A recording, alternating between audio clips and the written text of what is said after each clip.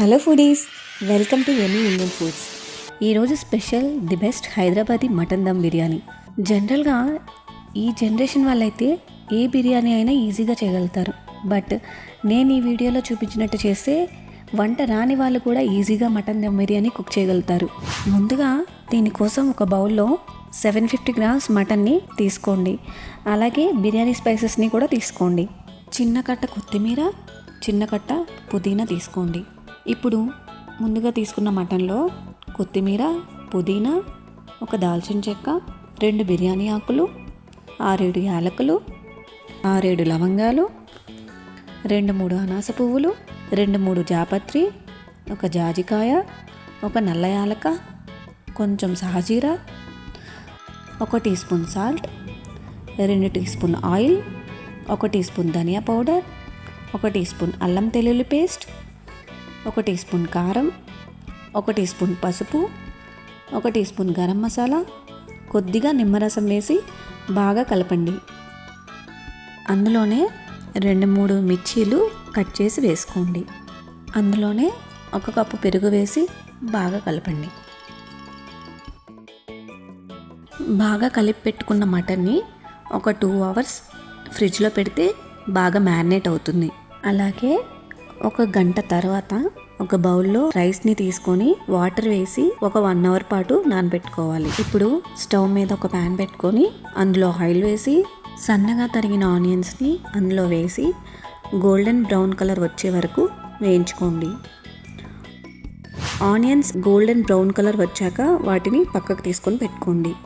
ఇప్పుడు అదే ప్యాన్లో 2 అవర్స్ ఫ్రిడ్జ్లో పెట్టుకున్న మటన్ని వేసి ముందు హై ఫ్లేమ్లో ఒక 10 మినిట్స్ పాటు కుక్ చేయండి. ఆ తర్వాత మంట లో ఫ్లేమ్లోకి తగ్గించి 8 మినిట్స్ కుక్ చేస్తే ఆయిల్ సపరేట్ అవుతుంది. అప్పుడు ఇందులో 1 లీటర్ వేడివేడిగా మరిగిన నీళ్లు పోసి మీడియం ఫ్లేమ్ మీద మటన్ని సాఫ్ట్గా కుక్ చేయండి. కావాలంటే మటన్ని కుక్కర్లో వేసి ఒక 6 విజిల్స్ వచ్చే వరకు కుక్ చేసి కూడా తీసుకోవచ్చు.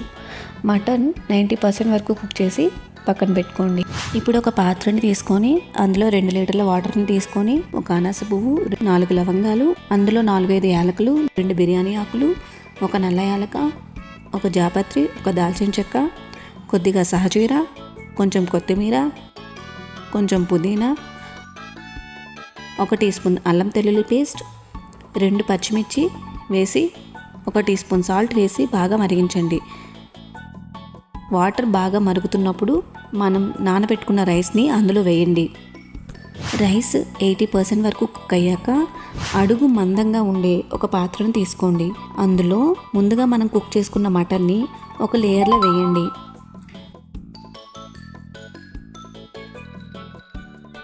ఆ మటన్ పైన 80% వరకు కుక్ చేసుకున్న రైస్ని లేయర్లో వేయండి.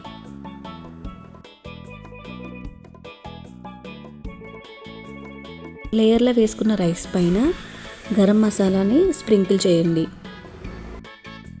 అలాగే రైస్ మొత్తాన్ని లేయర్స్లో వేయండి.